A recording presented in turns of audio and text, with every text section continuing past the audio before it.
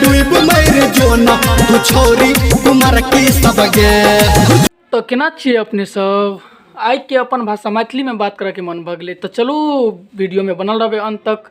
और गीत संगीत के संपूर्ण टीम मेंबर से हम हाथ जोड़ कर विनती करे कि अपने सब वीडियो के दिल पर नहीं लेवे और वैसे कहीं नीचे लेवे।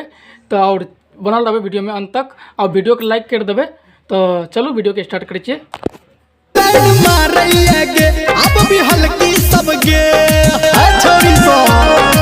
भाई एना हल्ला किया करे रे, कनी अस्थिरे से हल्ला करना। अंडो बड़ा आवाज आवे छै, अस्थिर से हल्ला कर।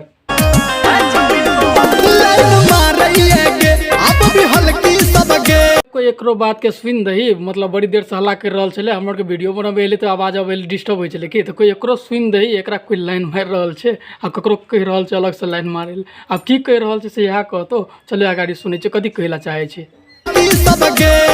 पोखर में डूब मर जो ना तू छोरी कुमार की सब गे।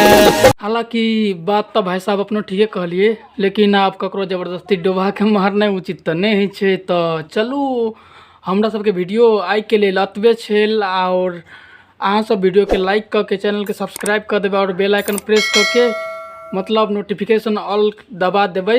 तो संपूर्ण वीडियो वॉच करे के लिए धन्यवाद।